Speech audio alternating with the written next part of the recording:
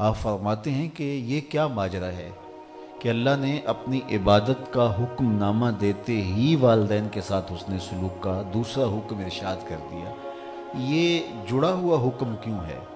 تو فرمایا اس لیے کہ انسان کے وجود کا سبب حقیقی ذات باری تعالیٰ ہے، اور انسان کے وجود کا سبب مجازی والدین ہے۔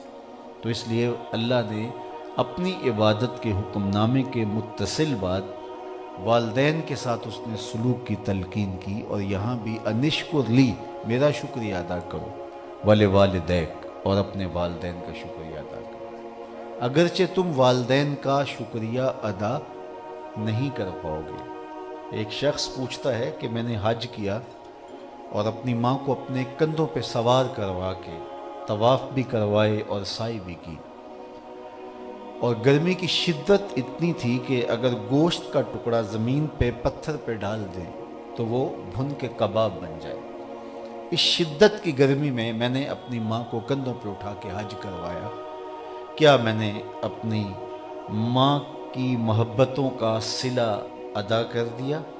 تو جواب دیا گیا کہ اس کی ایک مسکراہٹ کا بدلہ بھی نہیں دے سکا۔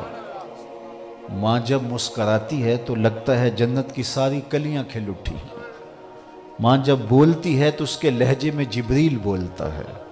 اللہ نے اس کو وہ درد، وہ درک، وہ محبت، وہ خوبصورتی، وہ رانائی عطا کی ہے۔ اللہ کی رحمتوں کا اگر مجسم روپ دیکھنے کا شوق ہو تو وہ ماں کا پاکیزہ وجود ہے۔ اللہ نے اپنی محبت کا مجسم روپ ماں کو بنایا ہے۔ انسان منصب پاتا ہے، عزتیں پاتا ہے، یقیناً اس کو پذیرائی بھی ملتی ہے، یہ بھی عزت کے منصب پہ براجمان ہے، تو لیکن جو سکون، جو طمانینت ماں کے قدموں میں ملتا ہے وہ کہیں نہیں ملتا۔ سید خورشید گیلانی مرحوم کی والدہ کا جب انتقال ہوا تو انہوں نے ایک کالم لکھا تھا ان پڑھ اور بوڑھی ماں کی یاد میں۔ تو اس میں وہ لکھتے ہیں کہ میری ماں تو پڑھی لکھی نہیں تھی، لیکن میری یونیورسٹی وہی تھی، میرا کالج وہی تھا، اور عالی جناب حضرت صاحب محترم عزت مآب، ان لفظوں میں وہ چاشنی کہاں جو ماں کی زبان سے اوئے مٹھو میں رکھی ہوئی ہے، اوئے ببلو کہہ کے جب پکارتی ہے تو جو پیار وہاں سے ٹپکتا ہے وہ کسی اور لقب میں نہیں ہے۔ عالی نصب ہوٹلوں میں کھانا کھانے میں وہ سرور کہاں جو چولہے پر بیٹھ کے ماں کے ہاتھوں سے پکی ہوئی چپاتیاں کھانے میں ملتا ہے۔ ماں جب بولتی ہے تو اس کے لہجے میں جبریل بولتا ہے۔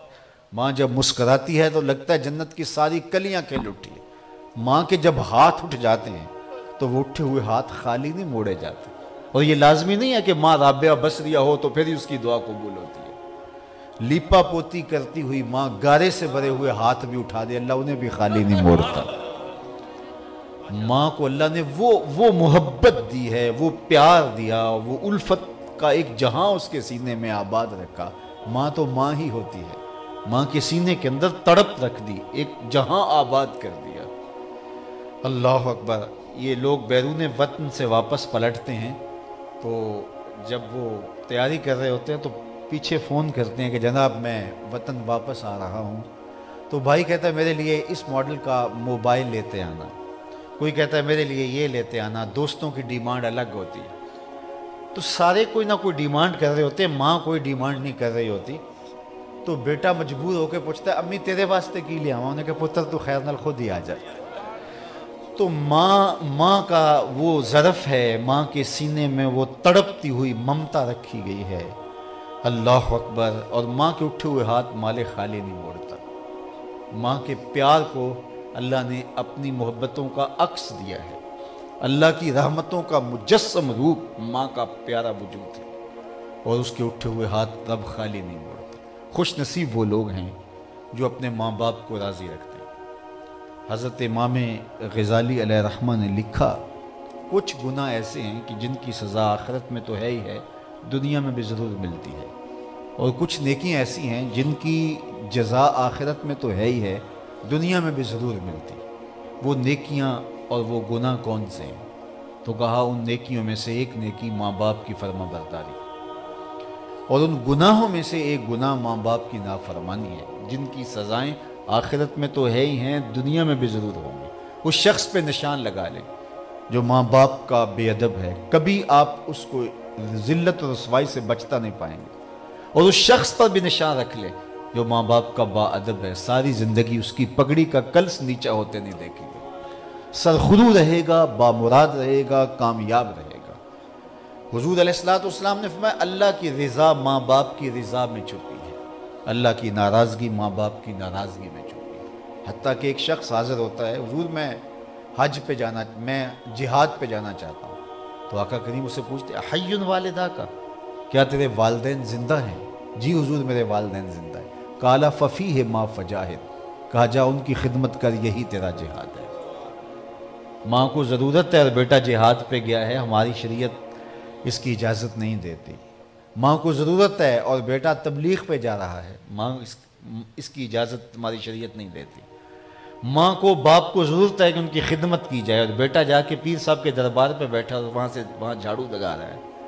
تیرا سب سے بڑا مرشد تیری ماں ہے، تیرا مرشد تیرا باپ ہے۔ اگر یہ راضی نہ ہوئے تو تمہیں کسی در سے فیض نہیں ملے گا۔ حضرت اویس کرنی رضی اللہ تعالیٰ عنہ صحابی نہیں بنے، اللہ اکبر، ماں کی خدمت روکے ہوئے تھی لیکن تڑپ بے چین کرتی تھی۔ ایک دن ماں نے کہا جاؤ پھر ہو آؤ، لیکن رکنا نہیں ہے، فوری جانا ہے اور مل کے پلٹ کے آ جانا۔ گئے حضور کہیں گئے ہوئے تھے تو کہا کہ بس میرا سلام حضور کو دے دینا، واپس پلٹ آئے۔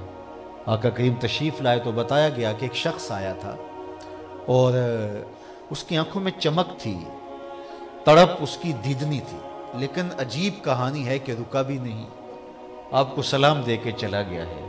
تو حضور قمیص کے بٹن کھولتے اور فرماتے ہیں مجھے یمن سے یار کی خوشبو آتی ہے۔ کہا وہ کون ہے جس کے لیے آپ کی یہ محبت، اور وہ آپ کے لیے رکا بھی نہیں؟ بلال حبشے سے آ گئے، صہیب روم سے آ گئے، سلمان فارس سے آ گئے، اور یہاں زندگیاں گزار دیں آپ کے قدموں میں، اور وہ رکا بھی نہیں، اور آپ کہتے ہیں مجھے یار کی خوشبو آ رہی ہے۔ کہا اس کی بوڑھی ماں ہے جس کی خدمت اسے میرے حضور آنے سے روکے ہوئے ہے۔ اور پھر فرمایا کوئی ملے اویس بن عامر کو اور میرا سلام دے اور اس سے کہے کہ میری امت کی مغفرت کی دعا کرنا۔ معلوم ہوا جو ماں باپ کے ادب کرنے والے ہوتے ہیں ان کی دعائیں رد نہیں کی جاتی۔ پھر حضرت عمر رضی اللہ تعالیٰ عنہ اور حضرت سیدنا علی المرتضی رضی اللہ تعالیٰ عنہ گئے، جا کے ڈھونڈا، تلاش کیا، مل گئے۔ حضرت اویس کرنی کو حضور کا سلام دیا، ماہ یہ بے آپ کی طرح تڑپنے لگے اور بار بار پوچھتے تھے حضور کے لبوں پر کیسے میرا نام آیا تھا، کیسے حضور نے کہا تھا اویس کو میرا سلام دینا۔ جب یہ جذبات دیکھے تو بے ساختہ کا اتنا پیار حضور سے، تو پھر ملنے کیوں نہیں آئے؟ تو حضرت اویس کرنی بولے تم نے میرے حضور کو دیکھا ہے؟ کہا شام سویرے رہتے ہی قدموں میں تھے۔ کہا اچھا بتاؤ حضور کے ابرو جڑے ہوئے تھے یا کھلے ہوئے تھے؟ یہ حیرت زدہ ہو گئے، کہا مجھ سے پوچھ لو جس نے نہیں دیکھا، مجھ سے پوچھ لو جس نے نہیں دیکھا۔ فرمانے لگے کہ دور سے دیکھو تو جڑے دکھائی دیتے تھے، قریب آ کے دیکھو تو کھلے دکھائی دیتے۔ تو معلوم ہوا انہوں نے دور سے بھی دیکھا تھا، نیڑے ہو کے بھی دیکھا تھا، قربت کے مزے لیے تھے۔ تو ماں کی خدمت یہ سعادت مند لوگوں کا مقصود ہے۔ حضرت بایزید بستامی کہتے ہیں کہ میں ایک دن اپنی ماں کے آگے ہاتھ جوڑے اور میں نے کہا کہ امی تیرے بھی حق ادا کروں اور رب کے بھی حق ادا کروں تو مجھ سے تو یہ نہیں ہو سکے گا، ایسا کر تو مجھے اپنے حق معاف کر دے اور میں اپنے رب کو منا لیتا ہوں۔ ماں نے کہا جا پتر